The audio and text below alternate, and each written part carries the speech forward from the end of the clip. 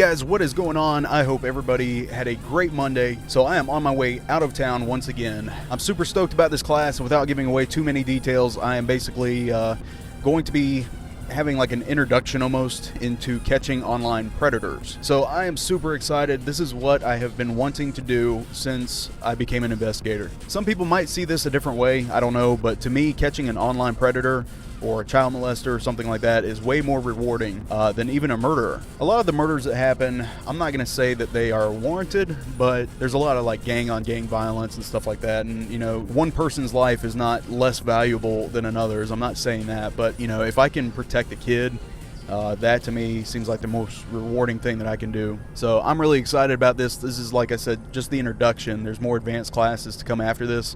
But to be a part of this task force is it's very select. It's a very small community within an already small police community. It's hard to get into this, but I think with my background with computers and stuff, that's kind of helped me out a little bit. So anyway, I am super stoked. So I know somebody at some point during the video is going to ask, what the hell happened to your windshield? Broke ass windshield, engine light on, ABS light on. I know, this shit is falling apart. So I was following behind a little old dump truck the other day and decided to shit out a rock at my windshield. So as you can see, it has formed these nice little legs going everywhere, and I've got a claim in on my insurance, so hopefully I can get that fixed this week while I'm out of town. If not, it's going to have to wait till I get back. Originally, I was going to take my work vehicle out of town, but then I just decided to take mine. I like the window tint.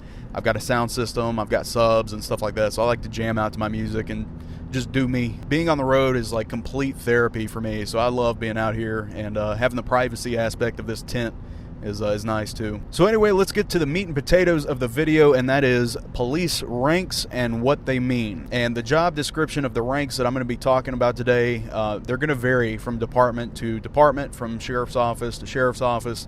It seems like anywhere you go, every department has a different ranking system in some form or fashion. The ones I'm going to give you are not set in concrete. Check your local department. They might be different. I don't know. But this will kind of give you an idea of, you know, what everybody's role is. You know, everybody just sees a uniform whenever they see a cop. And I'd like to kind of explain in depth, you know, what those little insignias on people's collar actually mean. So starting with the basic rank is obviously recruit. And as a recruit, you're in the academy, or it might be before the academy. Some people also refer to recruits as trainees. It's used interchangeably. It just depends on where it's at. There's really not much to talk about with recruits. So once you have gained your law enforcement certification and you are working for a police department, you are now a police officer, patrol officer, sheriff's deputy, whatever you want to call them. And these are the officers that usually don't have either any insignia on their collar, or if they do have something on their collar, it's probably going to be the initials of their department. So like if you are in Atlanta, you might see an officer with APD on both collars. And officers with no rank are also called slick sleeves, because a lot of departments choose to put their rank on the shoulder area or the upper arm. And officers that don't have any, obviously, are slick. So therefore, they are called slick sleeves. The next rank in some departments above that is either private or private first class. For you guys in the military, I know this is going to confuse the shit out of you because it confuses me. So in some departments, one stripe is either private or private first class. And what they do,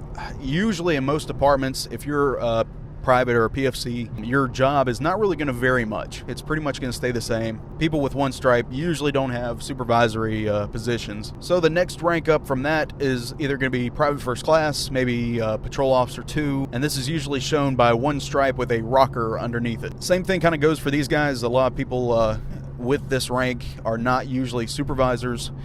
Usually people with this rank are like trainers. They're FTOs. They've spent a good amount of time on the road now. They understand their job, and maybe they're training other officers. So the next rank up from that is going to be corporal. Depending on where you work, corporals could actually be the FTOs that are on shift that are training new officers, or in some departments they are actually the first line supervisor. At the last department I was at, I was a corporal, and I was a first line supervisor. So basically I rode around, and when different calls came out, I would show up on the call and make sure, you know, if the officers on scene had any questions or anything like that, they could ask me, and I would help them out to the best of my abilities. And if I got stumped, I would call the person above me. I think that was the biggest enjoyment out of where I worked last, was being a supervisor on the road. That was so much fun. Like that was one of my favorite things to do in police work, because I got into this line of work to help people, right? Hopefully we all did. It's one thing to have a citizen call you for help. It's another to have a police officer call you because they don't know what to do. So I took pride in that. And, I would show up on a call, and I'm always, you guys know me. I mean, I'm very type B, like laid back, just chill. I could be a dick if I need to be, but if I don't need to be, I'm not. So usually I would show up on a call and I'd shoot the shit with them for a minute, and I'd answer, whatever questions they have. And, I might talk to the complainant or the victim or whoever on scene if they have questions. So I really enjoyed helping not just the citizens, obviously, but also the officers. Now, I had the easy job because I was basically a street supervisor, which meant I showed up on calls, I helped. If I was too far away, they would just call me. But I got the easy end of it because I didn't have to check reports. And that's a very tedious job of some supervisors, and that's probably the least favorite part of most of their jobs. Like I said, I had it pretty easy, and also I didn't get assigned calls unless everybody else was busy. A lot of times, like, I would try to step up if I knew an officer had like 4 or 5 reports, and let's say like a burglary or a shoplifting came out, like I would try to speak up and be like, hey, let me have that one. Dude over here is going to take 3 hours on his damn report, so let me get this one. Another thing I enjoyed about being a supervisor was I enjoyed my people wanting to come to work. I really enjoyed that. And like random Sunday mornings, I would show up, I'd have like a whole bag of eggs, and I would have packages and packages of bacon, and I would cook breakfast for everybody. And then I would actually take some pre-workout supplement and a bunch of water bottles, and I would put a scoop of C4 pre-workout in each one of these bottles, and I would shake them up. I would give them to them during briefing before the shift started, and that kind of got everybody amped up. There was one dude I didn't give them to. He was 61 years old. I did not want to be responsible for his heart attack, so I didn't give one to him, but everybody else got a bottle. So that was the kind of thing that I enjoyed doing as a supervisor. You go into briefing, and instead of bad-mouthing the department and talking about all the shitty things that are going on, like, try to amp your people up, like, get them excited to come to work, because not only are they going to be excited and willing to work harder, but you're also going to cut down on a lot of the sick time. So then the rank above corporal is usually going to be sergeant. And depending on the department, again, all this is going to vary on department. So I know I keep saying that, but I just feel a need to reiterate it. In a lot of departments, once somebody reaches the rank of sergeant, their badge, their rank, everything on their uniform that was silver has now changed to gold. And this is to sort of differentiate between supervisor and a regular officer. So rank up from that is going to be staff sergeant, and both of these ranks kind of have the same role. Staff sergeant is usually just the senior sergeant on shift, but the sergeants are basically the first line supervisor above the street supervisor, so they're technically the shift supervisor, and they are the ones that are responsible for correcting reports. In some departments, the lieutenant above them will do that, but a lot of the times it's going to be up to the sergeant.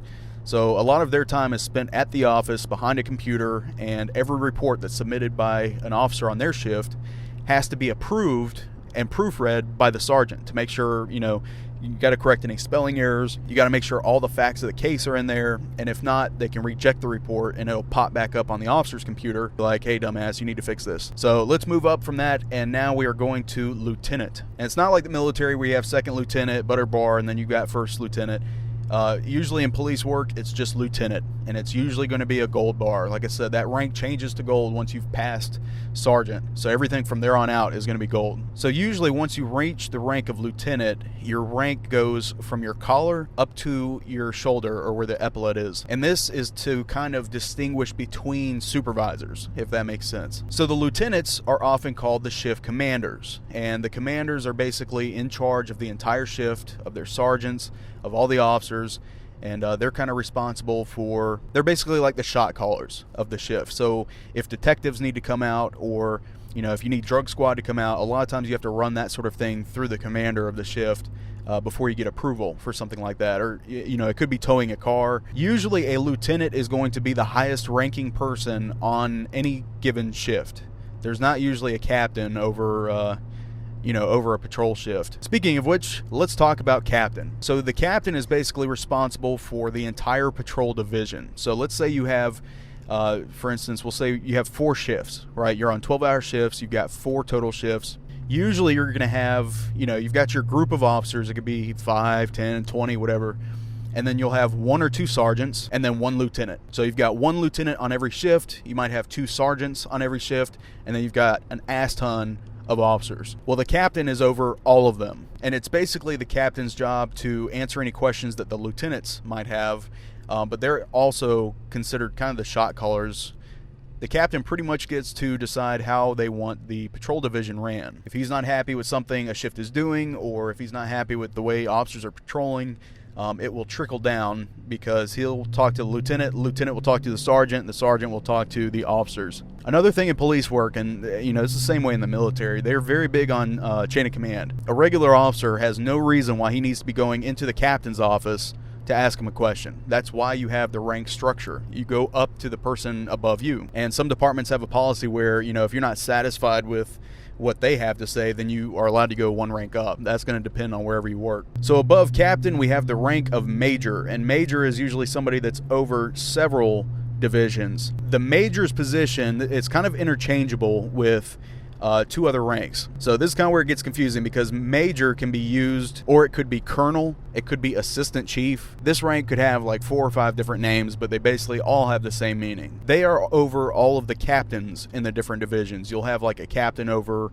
the entire drug squad. You'll have a captain over the entire detectives division, over patrol. So depending on the size of your department, you could have anywhere from like 2 or 3 or more captains, and there's usually one major that presides over them. And then above the major is usually going to be the chief or the sheriff. And for you military guys, I have seen chiefs wear anything from colonel insignia to major general insignia to general insignia. But once you've been in police work long enough, you'll just understand, you'll know that the colonel is really a chief. The thing about police ranks is the higher up in rank you go, the more you're going to be behind a desk. So for those of you wanting to kick open doors and have fun and all that, that's really going to be on the bottom end of the ranks. Because the higher you go, the more political it gets, the more you're in the community doing meetings. There are some lieutenants and captains, all they do is community events.